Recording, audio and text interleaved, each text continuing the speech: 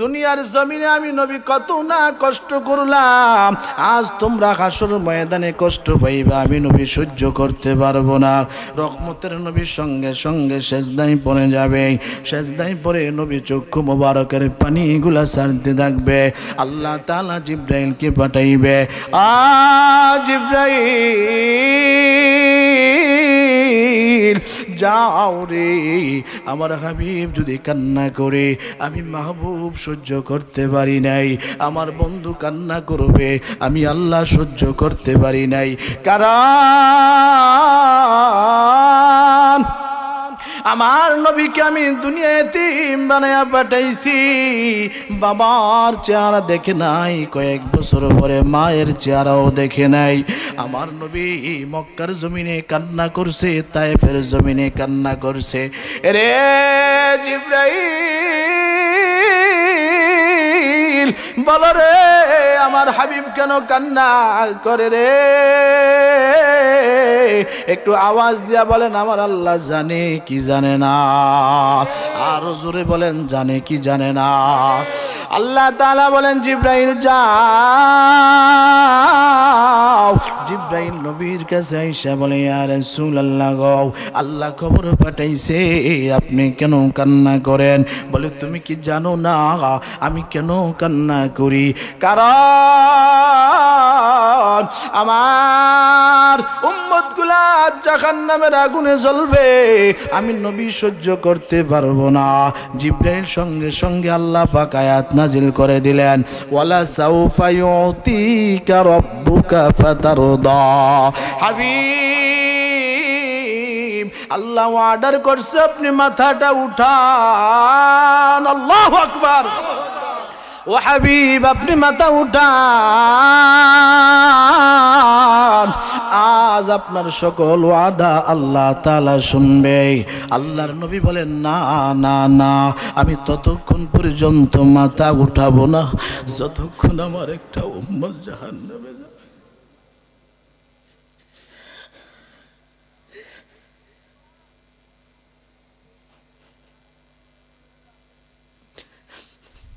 যতক্ষণ আমার একটা উম্মতকে আমি জান্নাতে না নিতে পারবো, আমি নবী ততক্ষণ মাথা গুটাইব না। ও নবীর আশিকেরা, আর কি নবী পাইবা? কি নবী পাইলাম? যেই নবীর জন্য কত লক্ষ নবী রাসূল কান্না করেছে। আমার আল্লাহ কারো দোয়া কবুল করে না, একটা নবীর দোয়া কবুল করছে, সে আসবে। আমি কথা বলতেছিলাম হাসরের ময়দানে নুসেবা যখন বললেন, আল্লাহর নবী বলেন, নুসেবা রে, তখন নবীজি সেজদায় পড়ে যাবে। আল্লাহ তাআলা আয়াত নাজিল করবে, ওয়ালা সাউফা ইউতিকা রাব্বুকা ফাতারদা। জিব্রাইল, আমার হাবিবকে বলো রে, আমার হাবিব যেন আর না কান্না করে, কারণ হাবিব যখন কান্না করবে আমি আল্লাহ সহ্য করতে পারবো না। কারণ আমার নবী দুনিয়ার জমিনে কম কষ্ট পায় না। মা হারাইল, বাবা হারাইল, দাদা হারাইল। আরবের মানুষগুলা বড় খারাপ। আমার নবী তায়েফের ময়দানে যায়, সেখানেও মার খায়। আমার নবী উহুদের ময়দানে যায়, সেখানেও মার খায়। আজকে আমার নবীকে মাথা উঠাইতে বলো, আল্লাহর নবী বলেন, না না, আমি মাথা উঠাবো না। আল্লাহ তাআলা তারপর আবার জিব্রাইল কি দিয়া বলে, জিব্রাইল যাও যাও, আমার নবীকে বলো মাথা উঠানোর জন্য। ওয়ারাফা'না লাকা যিকরাক, আমার নবীর শান মান আল্লাহ বাড়ায়া দিলেন। রাহমাতুল লিল আলামিন বলেন, নুসবা আল্লাহ তাআলা আমাকে এমন স্পেশাল ক্ষমতা দিয়েছেন। ক্বালা ইয়াখরুজু কওমুম মিনান নার বিশাফাআতি মুহাম্মাদিন সাল্লাল্লাহু আলাইহি ওয়াসাল্লাম ফায়াদখুলুনাল জান্নাতা ইউসাম্মাউনাল জাহান্নামিন। আমার সকল উম্মতদেরকে শাফাত করে করে করে, হাতে ধরে ধরে ধরে আমি নবী তাদেরকে জান্নাতের মেহমান বানায়া দিব। আমারে মদিনায় নিবানি দয়াল নবীজি আমার মদিনায় নিবানি আমরা রে মদিনায় জি আমার মদিনায় নিবানি নবীজি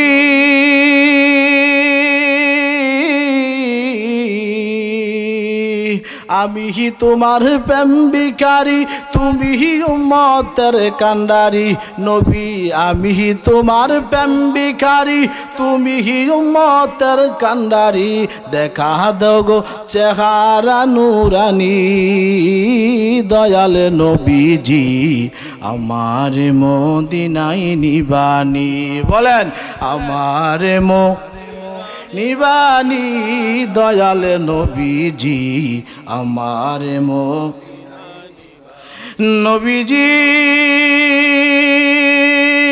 আছে আমার ভালোবাসা যাওয়ার নাই কো টাকা পয়সা আছে আমার ভালোবাসা যাওয়ার নাই কো টাকা পয়সা অন্তরে মদিনার জ্বালানি নবী অন্তরে মদিনার পুরানি দয়াল নবীজি আমরা রে মদিনায় নিবানি নবী আমার মদিনায় নিবানি নবীজি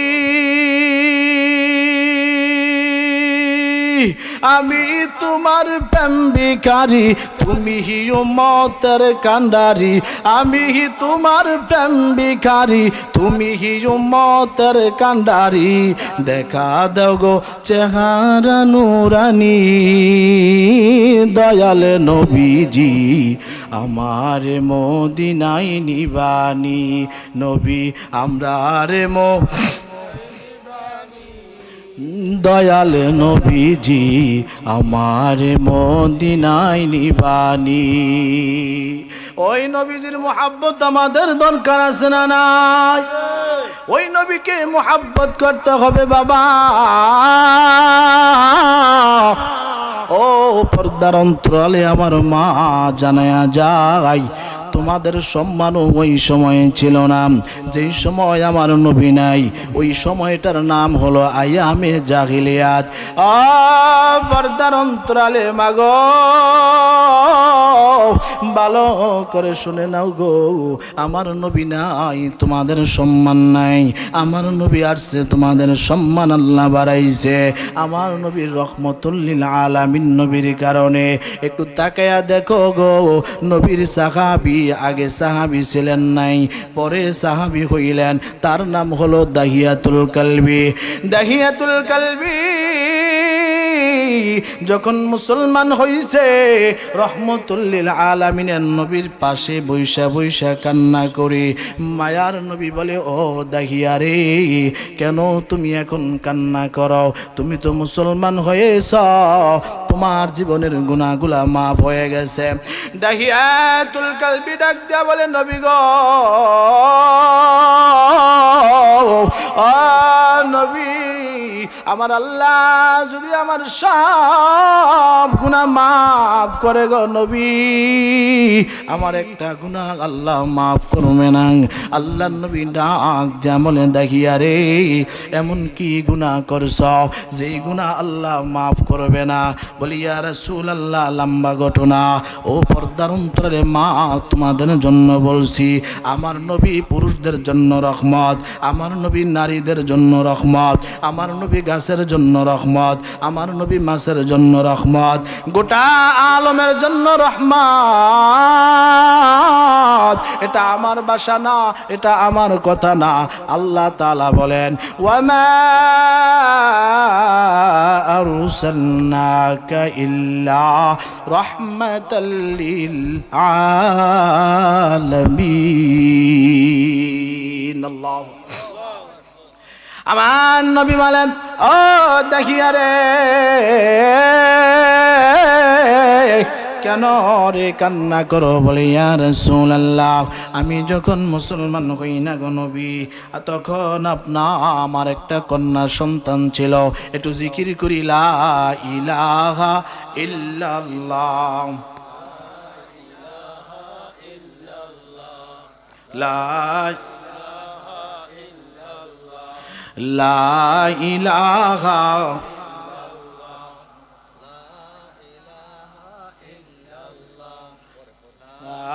ইলাহা লা ইলাহা লা ইলাহা ইল্লাল্লাহু মুহাম্মাদুর রাসূলুল্লাহ সাল্লাল্লাহু আলাইহি ওয়াসাল্লাম। আল্লাহর নবী বলে, দেখিবা রে, কেন রে কান্না করো?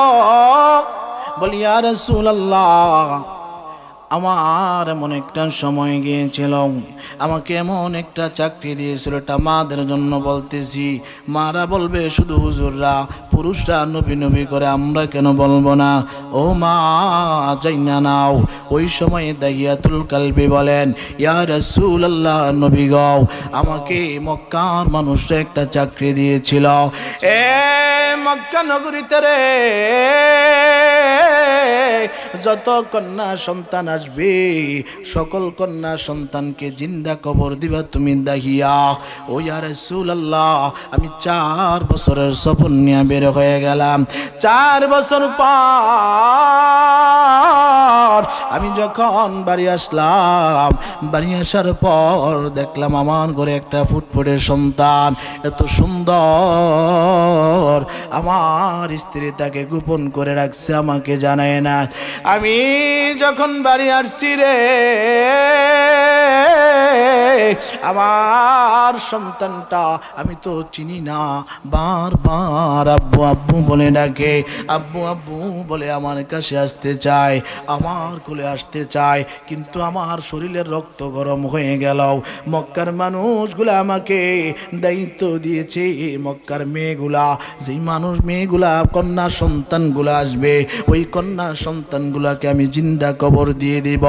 কিন্তু তাকে দেখলাম তার উল্টা হয়ে গেল। আমার ঘরে কন্যা সন্তান, আমি কেমন করে মুখ দেখাবো? ও বিবি আমার, রাত্রটা চলে যাক, সকালবেলা আমার সন্তানকে আমার সাথে তুমি দিয়ে দিবা। কিন্তু এই রাত্রের ভিতরে আল্লাহ রাব্বুল আলামিন ওই জামিলাকে এত সুন্দর করে বানাইছে, আর যখন দাহিয়াতুল কালবি আর তার বিবি যখন শুইল, দাহিয়াতুল কালবির চোখ লাল হয়ে গেল। আমার ঘরে কন্যা সন্তান, বিবি রে, তুমি তো জানো আমার এটা চাকরি, তুমি কেন ছোট থাকতে সন্তানটাকে কবর দিয়ে ফেললা না? দাহিয়াতুল বিবির চোখে পানি, ডাক দেয়া বলে, স্বামী গো, আল্লাহ তোমাকে যত সুন্দর করে বানাইছে, চাঁদের মতো তোমার চেহারা গো স্বামী, একটা বার তাকায়া দেখো রে, এই কন্যা সন্তানটা এত তোমার মতো সুন্দর। আমি তার নাম রাখলাম জামিলা। জামিলা শব্দের অর্থ সুন্দর। স্বামী, আমি তার নাম রাখলাম জামিলা, তোমার কি একটু মায়া লাগে না? বলে রাত্রটা যখন কেটে গেল, ইয়া রাসূলুল্লাহ, অনেকবার চাইলো আমার জামিলা আমার বুকে আসতে, আমি দেই নাই। সকাল হয়ে গেল, বিবিকে ডাক দা, বলি বিবি গো, আমার জামিলাকে তুমি গোসল করে কাপড় পরে খাবার খাওয়াইয়া দাও। ইয়া রাসূলুল্লাহ, লম্বা কথা। আমি আমার জামিলাকে নিয়ে যখন পাহাড়ের দিকে যাইলাম, পাহাড়ের দিকে গিয়ে একটা গর্ত করতেছি, আমার কন্যা জামিলাকে বললাম, জামিলা, যাও বেটি যাও, ওই পাহাড়ের পাশে গিয়া খেলাধুলা করো।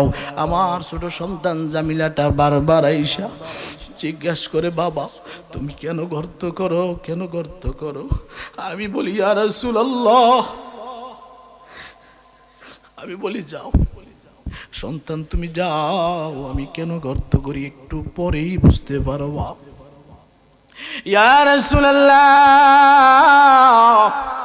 এই কথা যখন দাহিয়াতুল কালবি বলে, খোদার কসম আজ এই মাইকে বয়ান করি বলে চোখের পানি না না না, একা একা যখন কিতাব খুলে যদি কোনো আলেম ওলামা পড়ে মোতালা করে, আমি আমার দিক দিয়া বলি ভাই, দরজা বন্ধ করে যখন মাঝে মাঝে কিতাব নেই, তখন এই দাহিয়াতুল কালবি হোক, নবীর জীবনী হোক, যত কিছু হোক না কেন, কিন্তু এই দাহিয়াতুল কালবির জীবনে জামিলার জিন্দিগিটা যদি কেউ দিল দিয়ে একবার দেখবে, চোখের পানি কোনো দিন রাখতে পারবে না।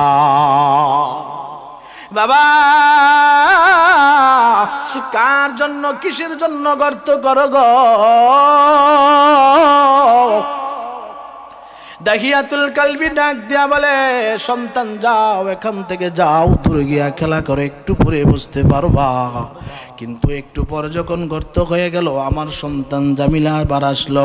ইয়া রাসূলুল্লাহ, নবী গো, আমার এই দাড়ির ভিতরে কিছু ধুলাবালি পড়েছিল, কিছু মাটি আইসা আটকে গিয়েছিল।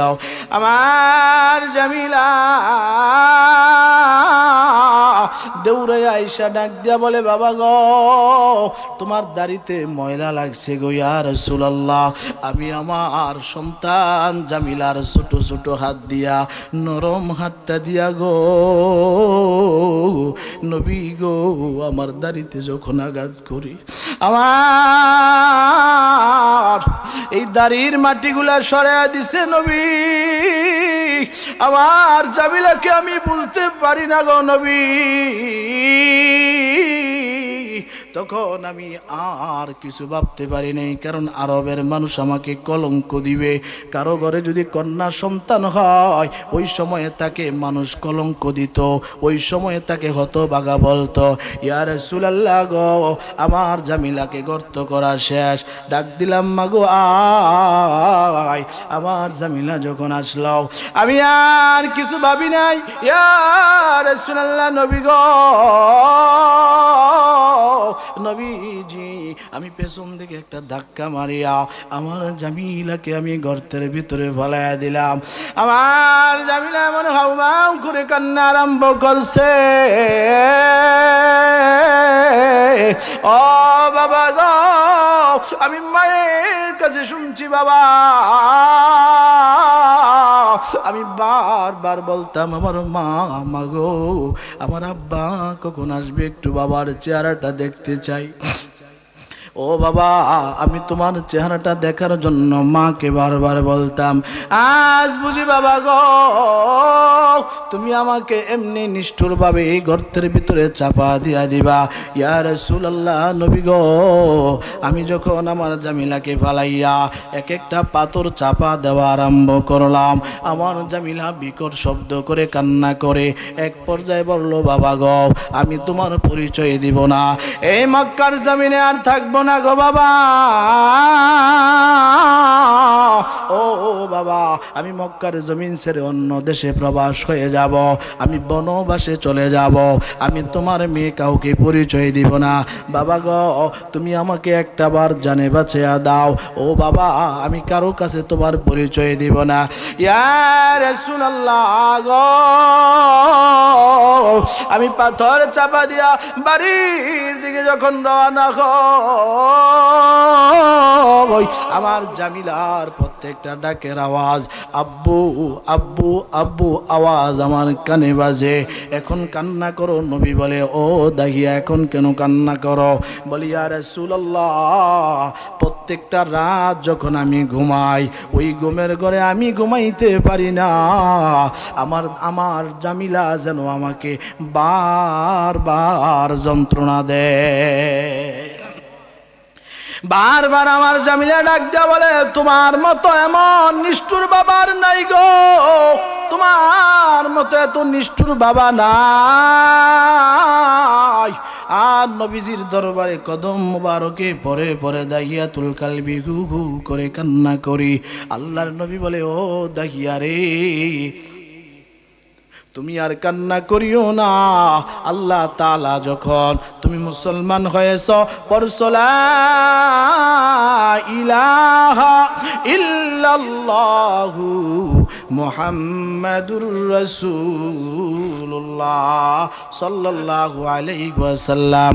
দেখিয়ারে তুমি যখন মুসলমান হয়ে গেছ, আল্লাহ তাআলা তোমার জিন্দেগির পিছনের গুনাহগুলা মাফ করে দিছে।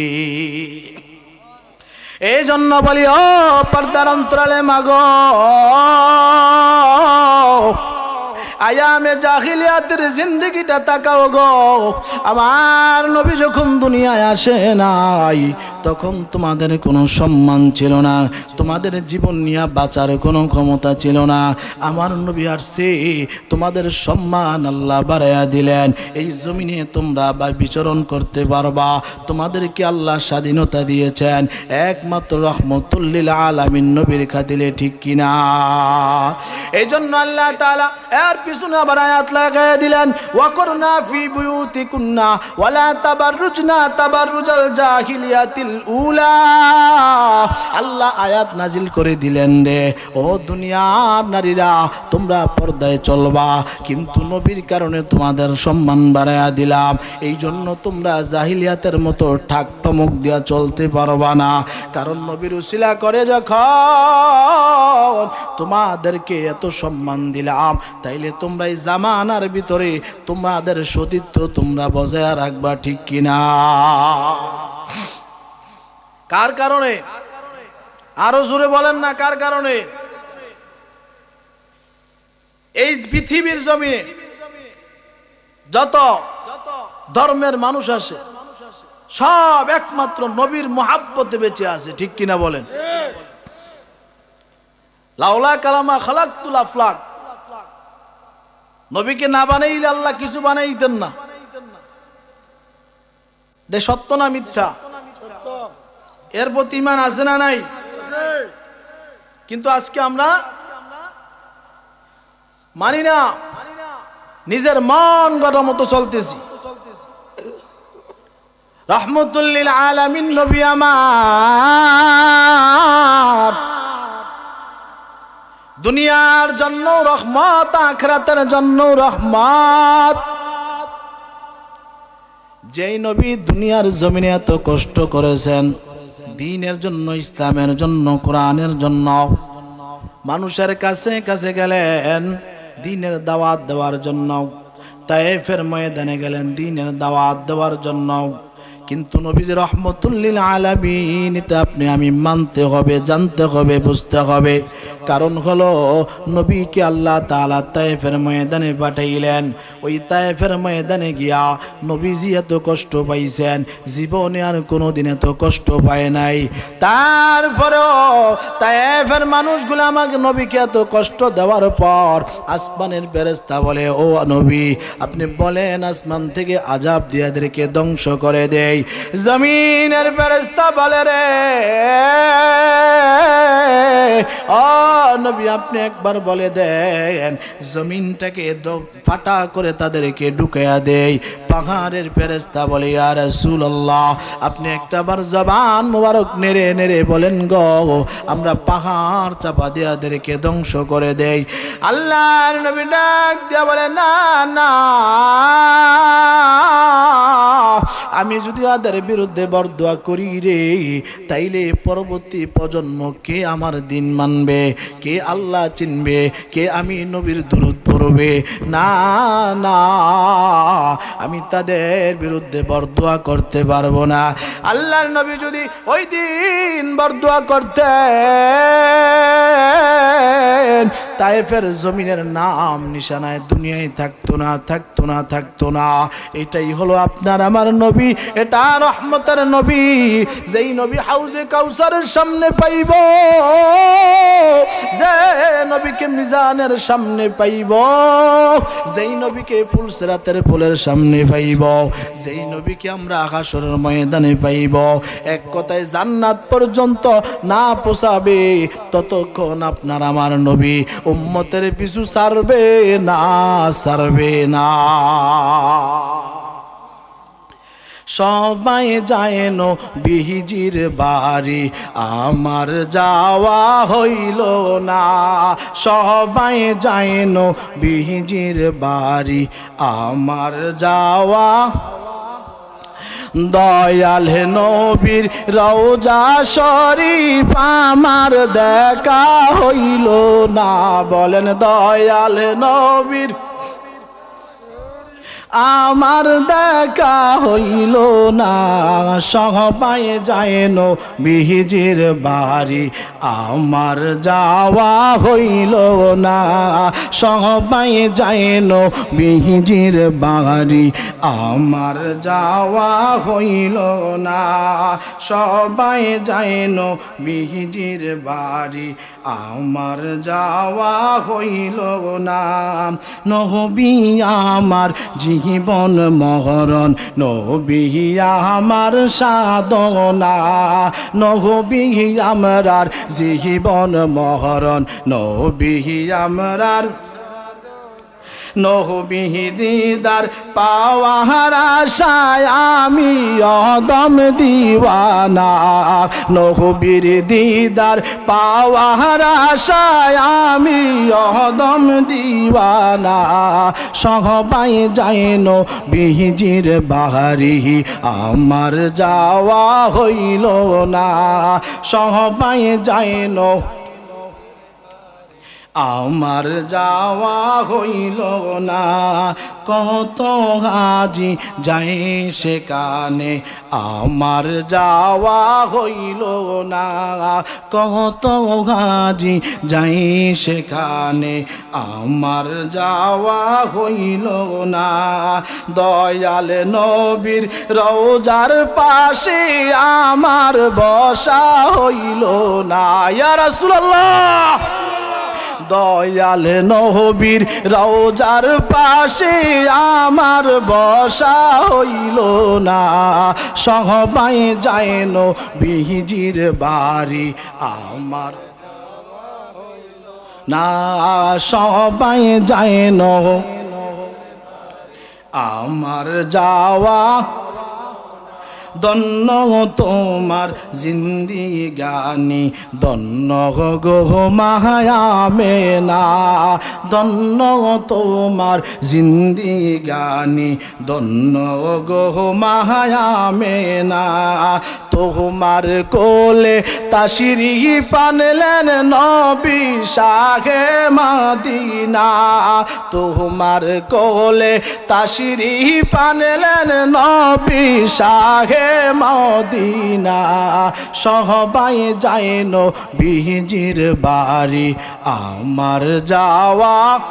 বলেন সবাই যায় নবীজির বাড়ি, আমার। দয়াল নবীর রওজা শরীফ আমরার দেখা হইল না। দয়াল নবীর রওজা শরীফ আমার দেখা হইল না। সবাই যায় নবীজির বাড়ি, আমার যাওয়া হইল না। সবাই যায় নবীজির বাড়ি, আমার যাওয়া হইল না।